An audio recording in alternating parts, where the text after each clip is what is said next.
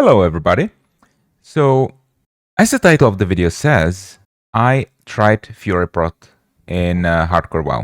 So, just to give a little bit of context here, the other day I made a video about why I think D-prot is better than Fury prot in Hardcore WoW. And in that video, I also admitted that for some fights, such as Veilstrass, Fury prot is actually better.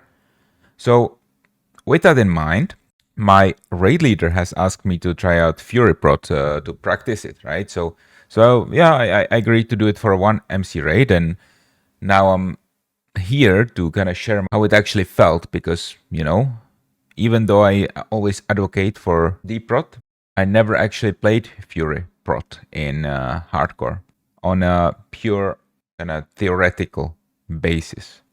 First of all, in line with what I said in the previous video, I imposed a couple of restrictions on myself, right? So I decided that I would almost never dual wield. I would only dual wield if I'm not supposed to be tanking the target.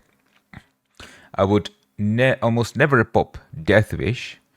So if I'm supposed to be tanking the target, I'm not gonna pop Death Wish. I'm only gonna pop it when I'm actually DPSing. I'm gonna use fully defensive gear. That means gear with defense on it.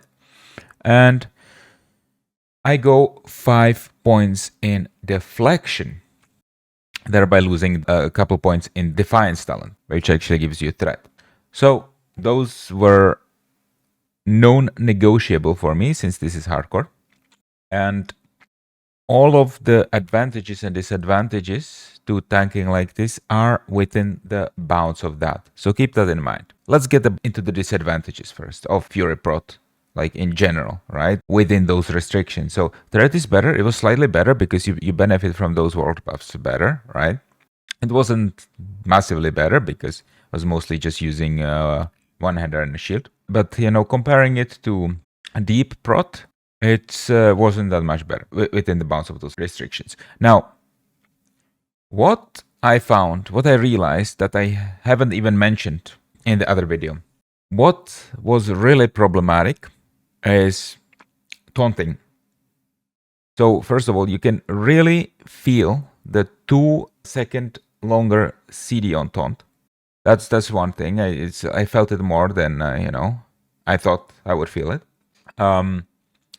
And more importantly, the mocking blow, you can mocking blow as easily as Fury prot, because there's just no sensible way that you can get tactical mastery. So let's go over a clip where this actually happens.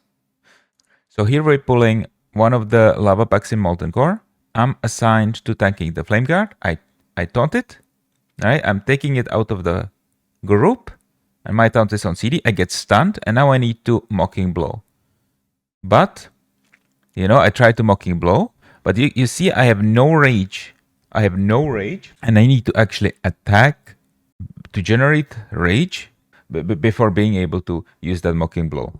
So that is not something that would happen with D-prot. With D-prot, that taunt would also be up as well, because you see it was like roughly, you know, 8 seconds, or, you know, maybe not. I'm not entirely sure, but it would be up sooner, right?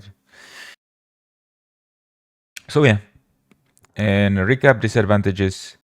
Even despite a better threat, within the restrictions, my threat is not that much better.